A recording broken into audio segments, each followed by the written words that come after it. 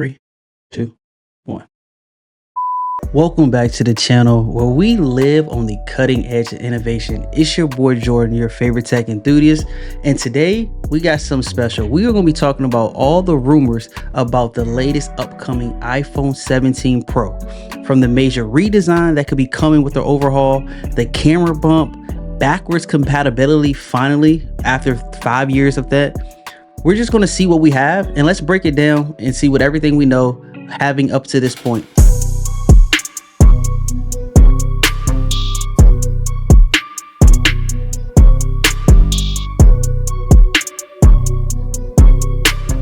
Before we get started, WWDC is less than 2 weeks away, which is where Apple drops their latest version of iOS 19, watchOS, macOS, even visionOS.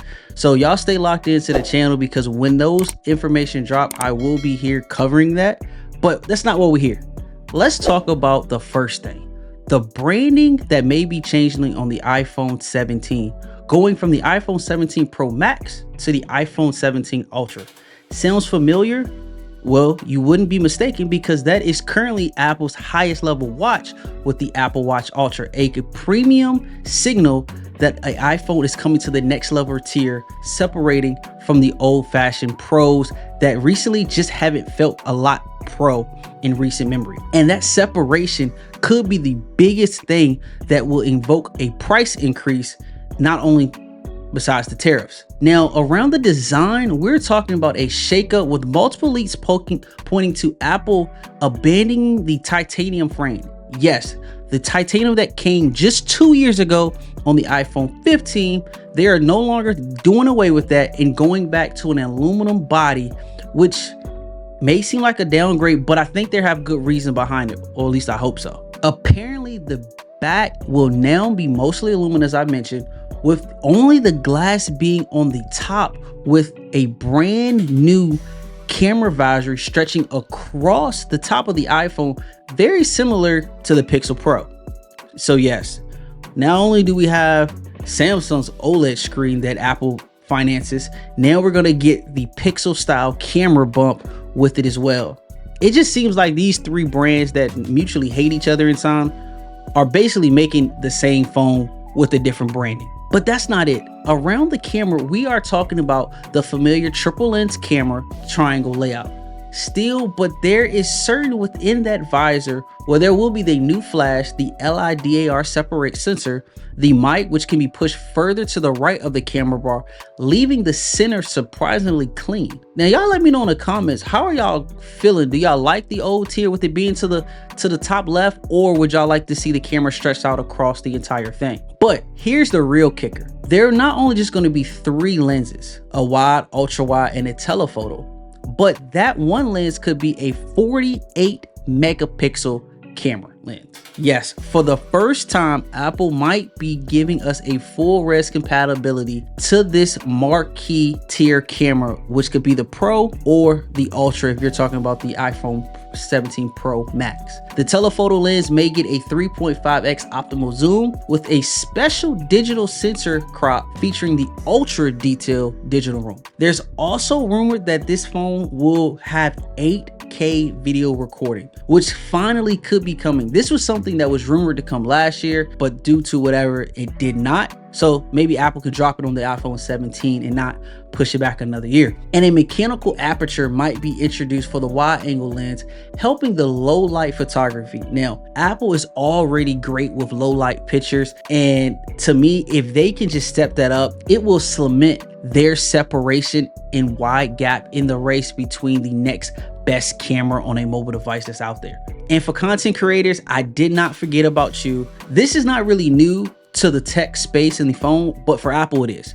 The dual video recording with a front and back camera simultaneously. That is huge for Apple, but again, it's very old because on my Samsung S25 Ultra, they've had it for the last couple years and I actually love it. So it's good to see that Apple is finally catching up in some features, but to me, it's not surprising because that's what Apple does. They just wait a little bit longer to drop and make sure they work out the kinks. Display wise, expect a more buttery smooth 120 Hz ProMotion with possibly enhanced scratch resistance. With the body going from titanium to aluminum, which can produce more scratches on drop tests, I will hope the screen gets a bump in their performance and making sure we're taking away their scratch resistance. Under the hood, this is where we're going to get the brand new A19 Pro chip, possibly 12 gigabytes of RAM for the first time. And why the extra memory? Well, of course, that thing called Apple Intelligence, which has been a complete failure to most people since they released it and announced it last year. Hopefully this could help, but it's supposed to take some of that RAM out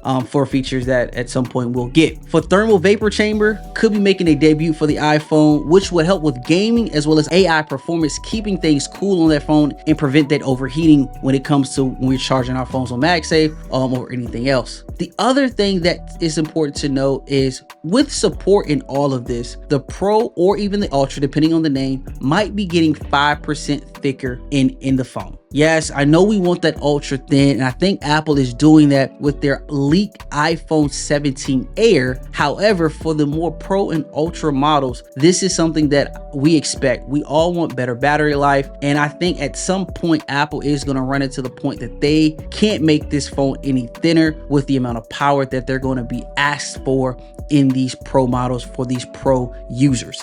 This could finally mean a true all-day performance under heavy pressure. Connectivity wise, expect Wi-Fi 7 across the entire lineup. Yes, as we continue to go through this innovative age of internet, Wi-Fi will continue to grow, even if sometimes we don't feel it. Apple also will be adding their 5G custom modem that was debuted earlier this year on their standard, but the Pro models have so far right now been with Qualcomm, but look for that to change in this latest iPhone 17 lineup later on in September. And here is a fan feature that will be arriving that we've all been, and I teased it earlier: reverse wireless charging.